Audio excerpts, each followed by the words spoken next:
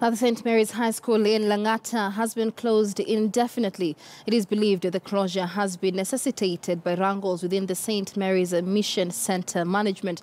Our reporter Willie Lisige now joins us with live updates. Willie, you've been following up on this for quite a while, especially the wrangles within the St. Mary's Mission management. What does this have to do with the closure of the St. Mary's High School?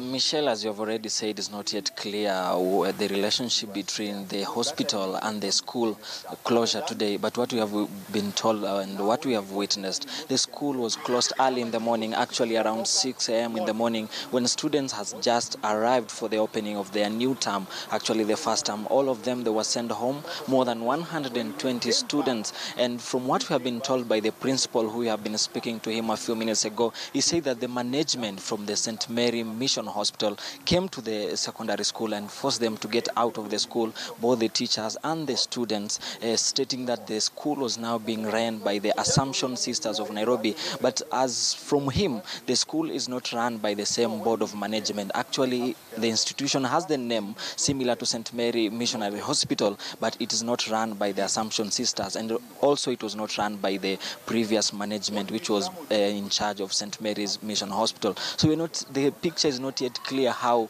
the new management of St. Mary Mission Hospital went ahead to take over the management of the new the school, which had more than 120 students. And remember, all these students come from poor families. Actually, they are adopted by the school, where they are provided food, education. They usually arrive here early in the morning around 6 and leave late in the evening around 8 p.m. because most of them come from the poor areas. Some of them are orphans, and those ones who maybe come from families, they come from the nearby slums such as Kibra and the others. And still here at the hospital where I'm standing, issues are still going on, wrangles between the former management and the new management. And now we have witnessed the Union for Clinical Officers here actually arguing with the management currently. Maybe we can speak to them now.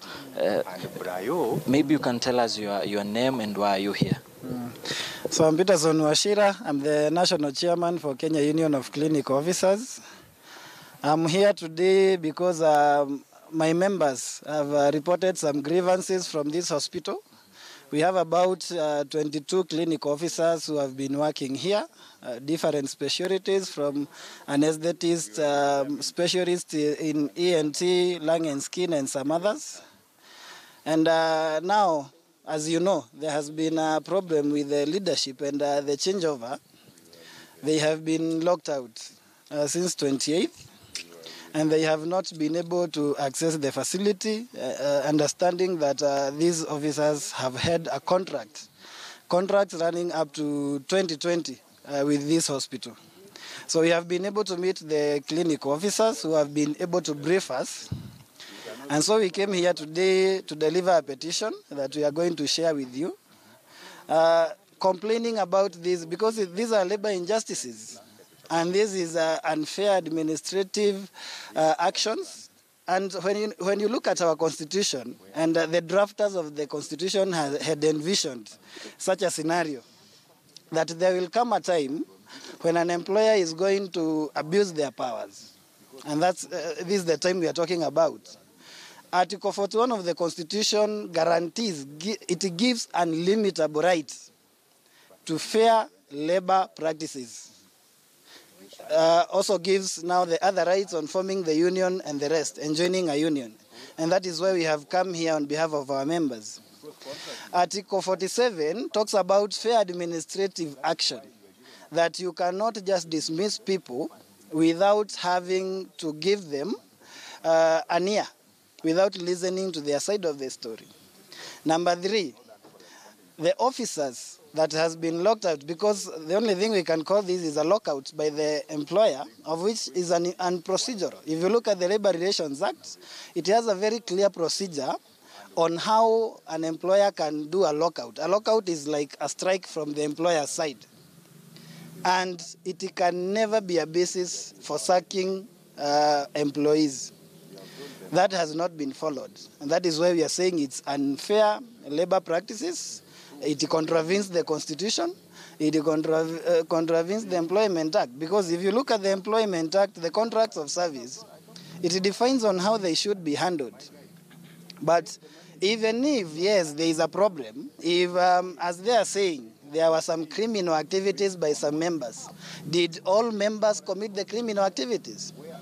Was it reported anywhere? Because it remains an allegation unless you can see evidence to that. We have seen you speak with the management. What is their take about your issue? I don't think we have been able to speak exhaustively, but I think this is an issue that requires the management, the unions, the Ministry of Health, the Ministry of Labor, and all the concerned, including the federations like Trade Union Congress, Wilson Sosion, Francis Atwoli from Central Organization of Trade Unions, because when it comes to labor practices, and this is why they have been able to come up with laws to be able to see that things like this do not happen. I believe especially in a facility like this that has been respected for long, this is a religious facility. Myself, I'm a clinician. I remember when I was in school, this is one place I endeavored to come and work. When it comes to some procedures like endoscopy, it's the cheapest in Nairobi. And so when things are not going well, it's not only even the professionals that are suffering, even the Kenyans. Thank you so much. Michelle, as you can see, the soup is still hot here at St. Mary's Missionary Hospital. Things are not okay up to now, a week after the new management took over from the previous one. So we're still camping here to make sure we inform all our viewers what is happening and also to know what's the fate of St. Mary's Mission Hospital Secondary School. Back to you, Michelle.